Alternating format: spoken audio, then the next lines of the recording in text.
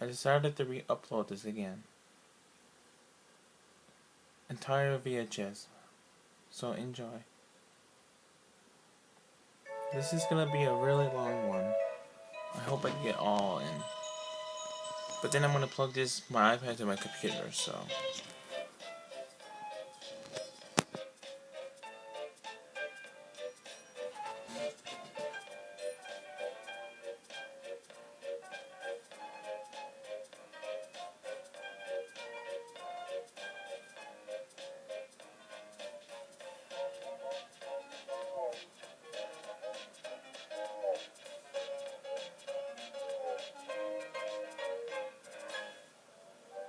If one morning you were to ride in Bertie the bus, you would run down the winding country road with him, cross over stone-walled bridges, and travel past Thomas's branch line.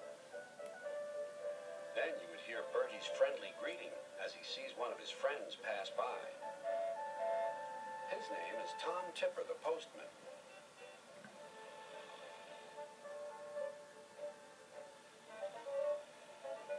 Every day, Tom travels cheerfully around the island of Sodor.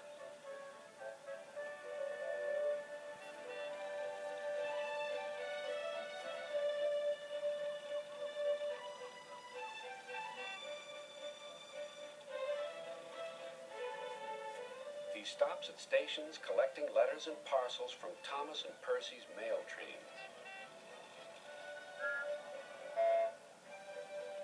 Then he delivers the mail to farms and cottages far and wide.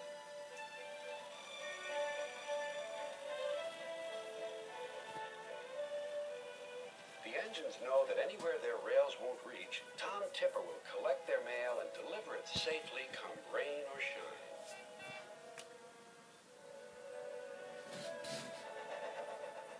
He's always ready to help load mailbags onto the trains, too.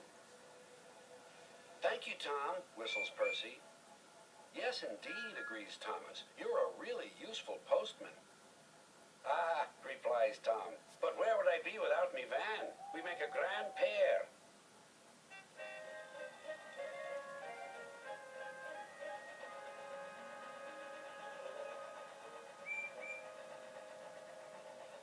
One day, Tom wasn't at the platform.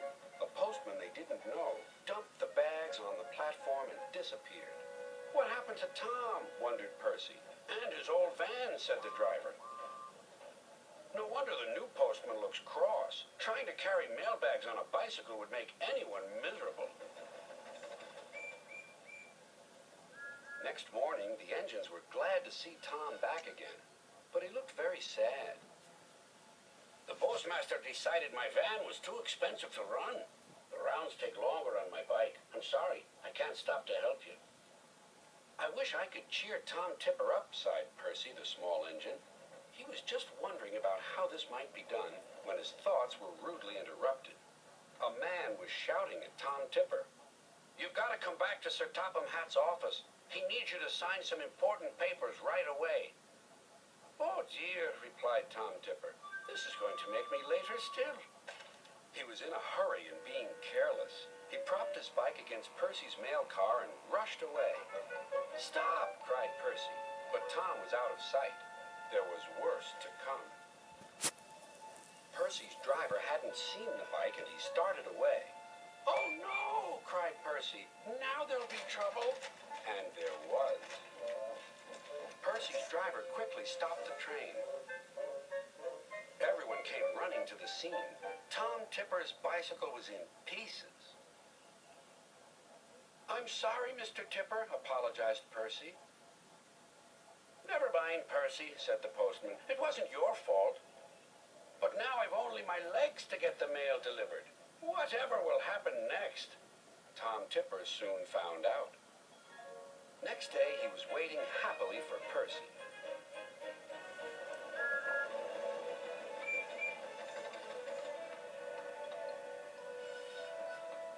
"Beep, beep," whistled Percy. "Is that a smart new van I see?" "It is indeed. That accident did me a good turn, Percy. My chief decided a new van would do the job. Much better than another bike, and worth the expense. Now I can always be on time again."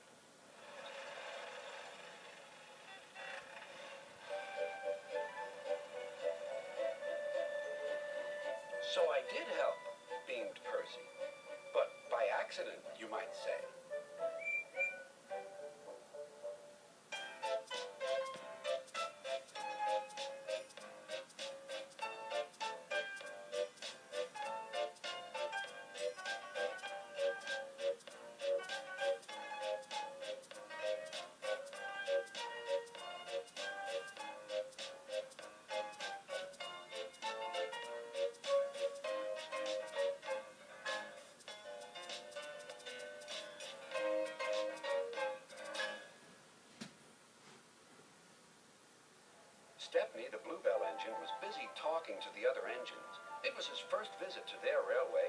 He was having a splendid time. "You are very lucky engines," he said. "Your line has got everything.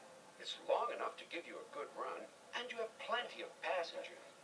Then you have a quarry and a mine, so you need plenty of cars. Cars are fun. I missed them on our line."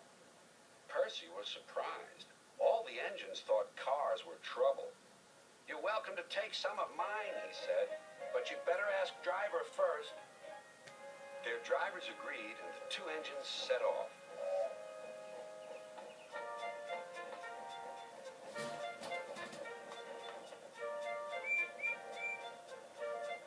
Thomas and Toby were speechless. Stepney took the cars to the harbor.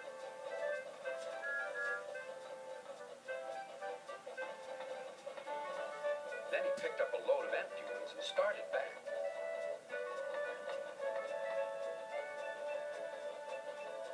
Ahead was a cricket field. The game had just begun. Stepney and his driver had to wait at a signal. "Good," said his driver. "We can watch the game." Then there was trouble. The batsman hit the ball. It flew high into the sky toward Stepney's train. Clunk went the signal. Thump went the ball into a car, but neither driver nor fireman heard it. "Stop!" yelled the players, but Stepney didn't hear them. Come along," he puffed to the cars. "Oh, what an early ball!" cried the players. "Wake up, Caroline," they said to their old car. "The chase is on." Caroline coughed crossly and rolled down the road. Stepney wasn't hurrying. Caroline soon came up behind. "Toot, toot," she wailed. The players shouted, but Stepney was still too far away for his driver and fireman to see or hear properly. They completely misunderstood. "If those jokers want a race," said the driver, "they can have one. Faster, Stepney, faster." Poor Caroline wasn't happy at all. She rattled along at twice her usual speed. "I shouldn't be treated like this," she grumbled. "This pace is too hot for my system. It'll fuse all my circuits."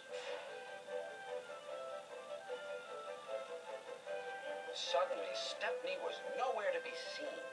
"Yahoo! That silly train has run into a hole, so we can't catch it. I can go home now." But she couldn't. Her driver pounded Caroline on up the steep hill, and then down the other side toward the station. Stepney was already there when Caroline cluttered in. "We need our ball back," cried the players, and explained everything.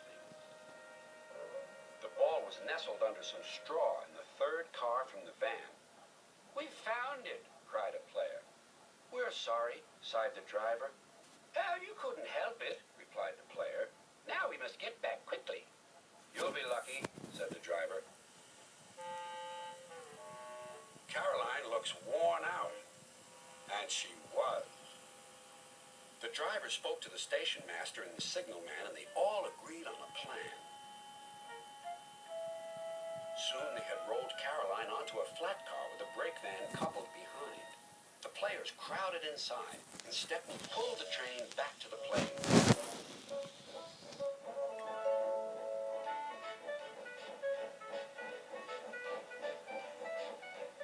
Everyone enjoyed watching the game.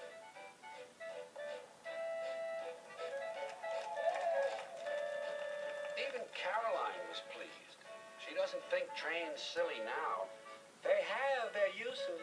They can save wear and tear on a poor car's wheel.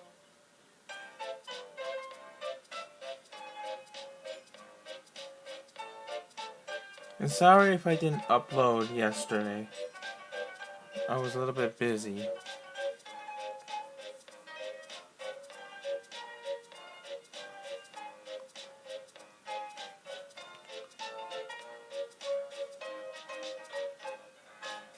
I promise you I will be uploading today, later tonight, and then tomorrow, and through the next week.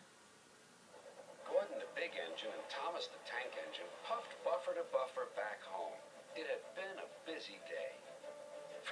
Thomas had teased Gordon about the time that the big engine had slid into a ditch. Then Thomas fell down a mine and Gordon came to his rescue. "Remember, Thomas," called Gordon grandly, "united we stand, together we fall. You help me, and I'll help you." "I'll remember," replied Thomas, "but I hope Sir Topham Hatt forgives us soon." Suddenly they noticed something. As the two engines whistled into the sheds, everywhere they looked they saw paint pots and painters. "Bust my buffers," said Thomas. "What's happening?" "Shh," whispered Percy. "Sir Topham Hatt's going to tell us now. Ladies and gentlemen and engines, I am honored to inform you that Her Majesty the Queen herself is coming here to visit us. Now, on with the preparations." The engines wondered who would pull the royal train. "I'm too old to pull important trains," said Edward. "I'm in disgrace," sighed Gordon. "He'll choose me, of course," boasted James. "You," snorted Henry, "you can't climb hills." "He will ask me to pull the train, and I'll have a new coat of paint." Then the rain came. Henry's driver and fireman covered up their cab to keep dry. A painter was on the ladder above the line. Henry's smoke blew high into the air. The painter couldn't see. Both he and the paint pot fell all over Henry. Poor Henry. "Well, you're not a pretty picture," sneered the painter. Sir Topham Hatt spoke next. "You look like an iced cake, Henry. That won't do for the royal train. I must make other arrangements."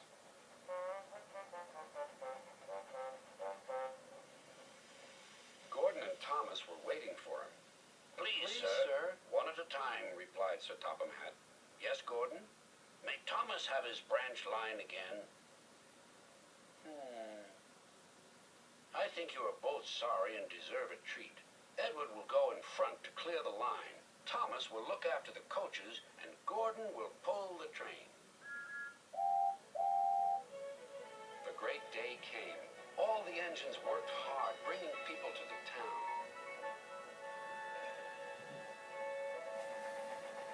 Thomas sorted out their coaches in the yard.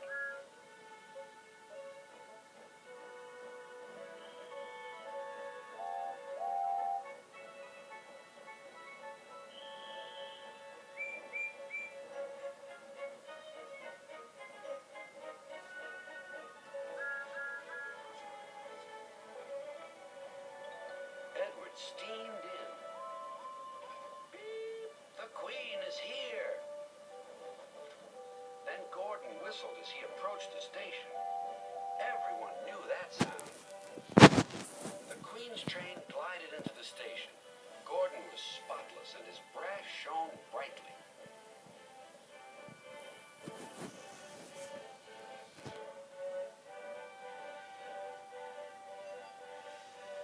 Sir Topham Hatt stood to attention. "Welcome, ma'am." The Queen thanked him for a splendid run and asked to see all the engines. "Beep, beep," whistled Toby and Percy. "Shh," hissed Henry and James. But Toby and Percy didn't care. "Three cheers for the Queen!" Beep, beep, whistled the engines.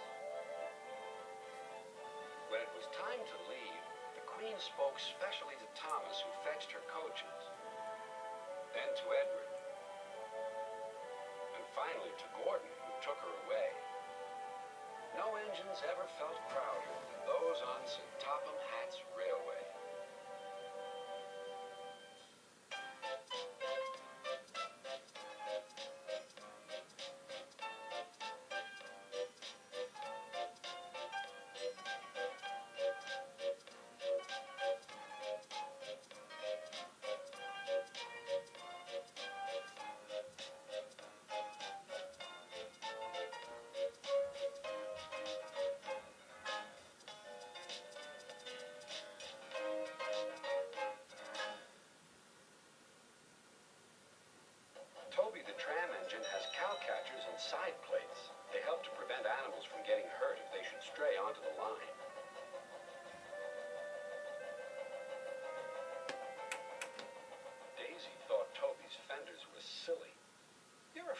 getting hurt yourself, she flounced.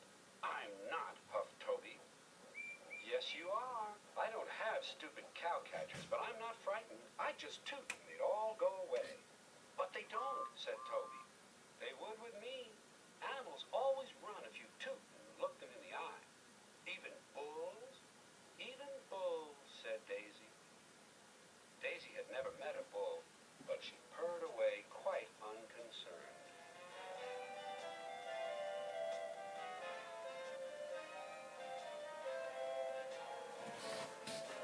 She tooted at a farm crossing, and a horse and cart halted while she went by. She said, "It's easy. I just toot, and they all stand aside. Poor little Toby. I'm sorry he's frightened."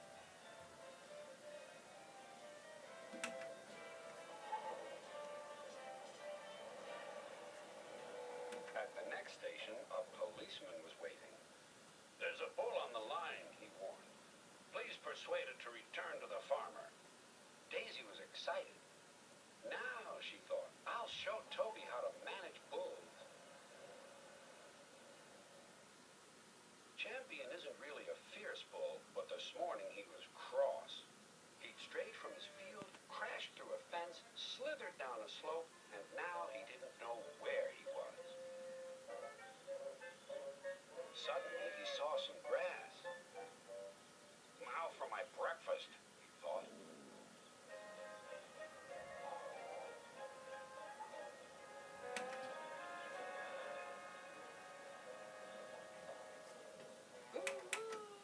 Tooted Daisy. "Go on."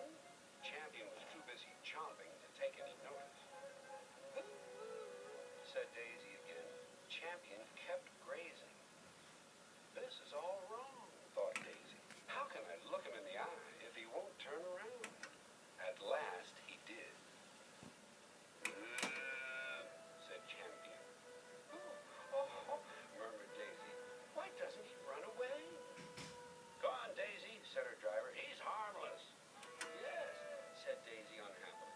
"You know he's harmless, and I know he's harmless. But does he know? Look at his horns. If I bumped into him, he might hurt me. I mean, them. The farmer wouldn't like that." Champion sniffed at Daisy. Said Daisy. And that was that. Daisy did no more.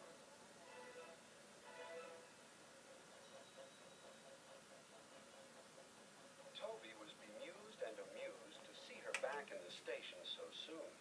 "Bulls always run if you toot and look them in the eye, eh, Daisy?" Daisy stayed silent. "Ah, well," continued Toby, "we can live and learn. I'd better chase him away for you, I suppose." He clanked away to find Champion.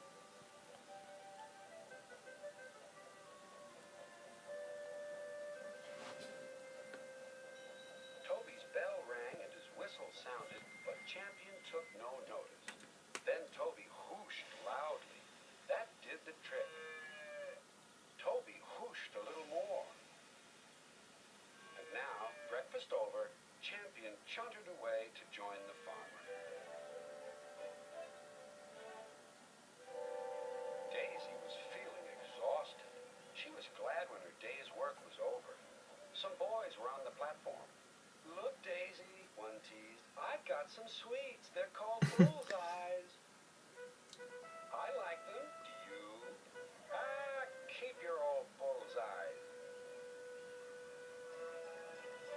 And Daisy scuttled to her shed.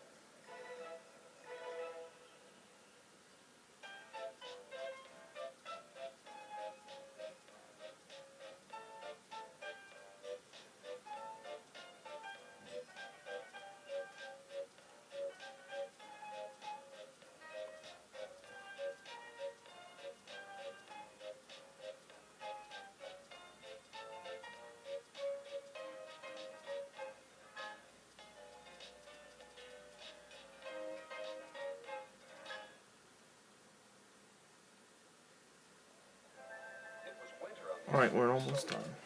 Peter Sam puffed nervously along the line.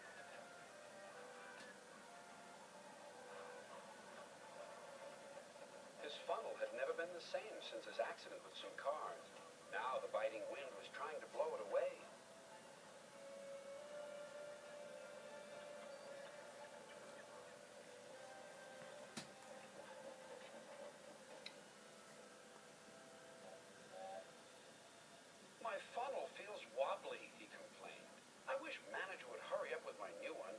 says it will be something special. You and your special funnel, laughed the other engines. They were fond of Peter Sam, but his special funnel had become quite a joke. My arms are like sore. I'm almost The done. winter wind grew worse. The rain came too, turning hillside streams into torrents, which threatened to wash the line away.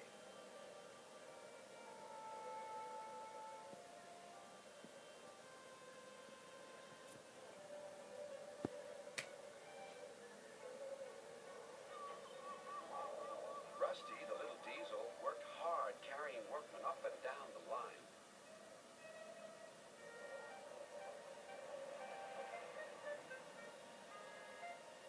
They were removing branches and leaves so water could flow away. But one morning, Rusty's driver brought bad news. There's been a washout near the tunnel. The track bed has been swept away. We must repair the damage immediately.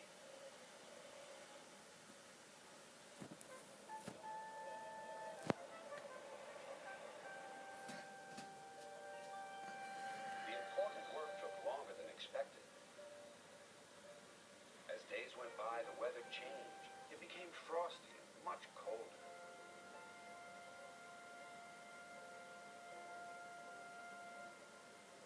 The workmen finished at last. Peter Sam was most careful as he took the morning train over the mended piece of track. Soon he approached the tunnel. It was short and curved, so his driver could not see right through it. Peter Sam was heading for trouble. There's something hanging from the roof, shouted his driver. Peter Sam came out of the tunnel a different-looking engine. He no longer had his funnel. Here's what hit you, Peter Sam, called the conductor. He produced a thick, cold icicle. They set off again, but without his funnel, the journey was very difficult.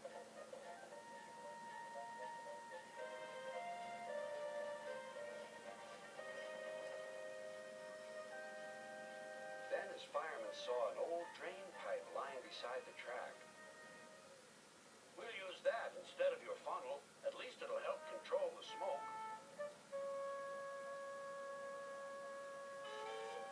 Peter Sam finished his journey with the drain pipe wired to his boiler. The other engines laughed, and Sir Handel sang a song about it.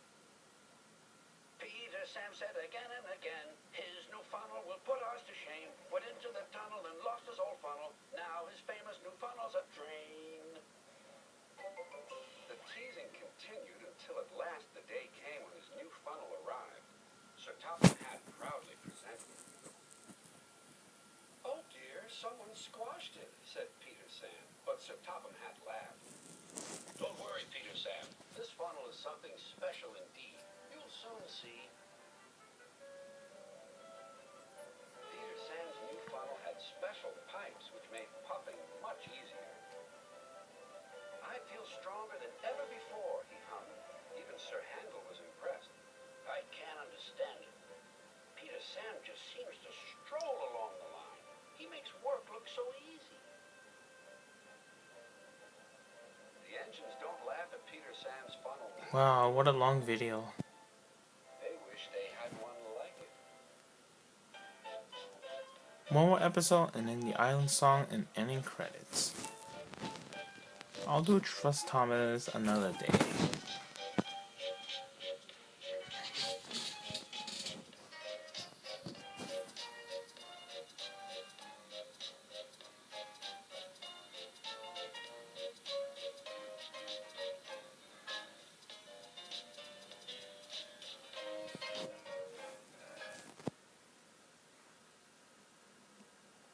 If you should visit a place that has a lake in the woods and a beautiful waterfall, then you may also find two little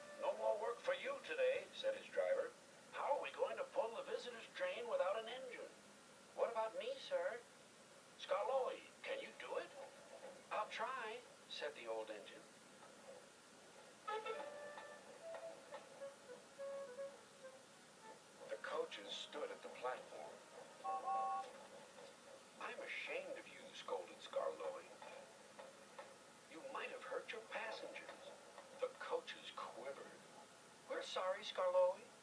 The conductor blew the whistle, and their journey began.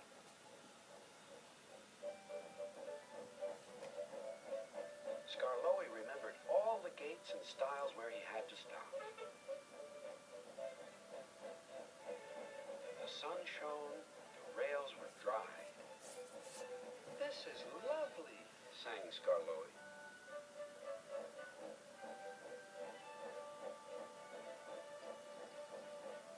Presently the line grew steep. Skarloey felt short of steam. "Take your time," soothed his driver. "It'll be better downhill," Skarloey said to himself. But it wasn't. His springs were weak, and the rail joints jarred his wheels. At last, a spring gave way. "I feel all crooked," cried Skarloey. "We'll need a bus now for our passengers," sighed his driver. "No," pleaded Skarloey. "I'll get them to the station or burst."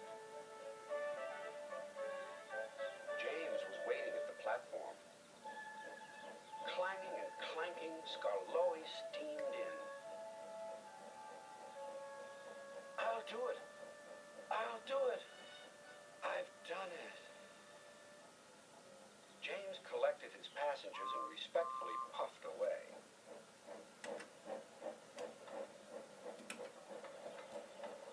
Everyone was pleased with Skarloey, but he was still worried. Old engines can't pull trains like the young ones can. Wow, this They is a can't long depend video. on Old Faithful, smiled his driver. And that's what's going to happen to you. You deserve it. Up next is the Island song and ending credits.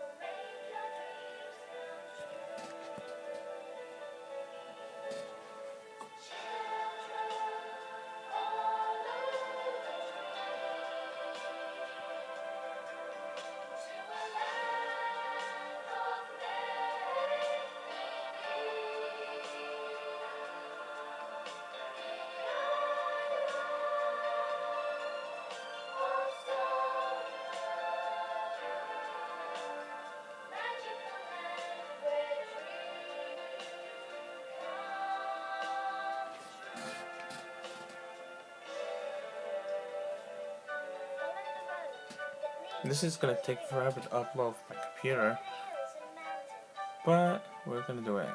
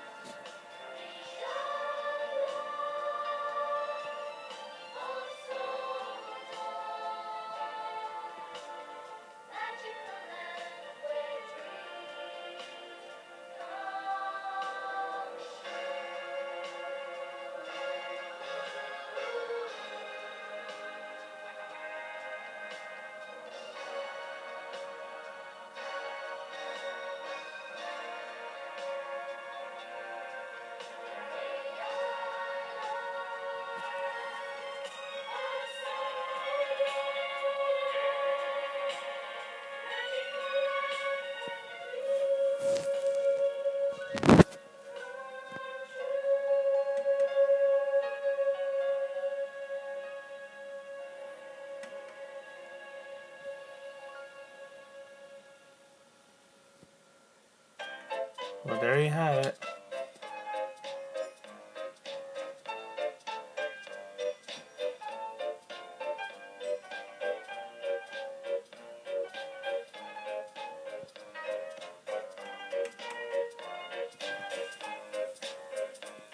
Well, if you like this video, please like and subscribe, and coming up next will be Trust Thomas sometime this week. Goodbye, and this is the famous Mr. Hollywood out.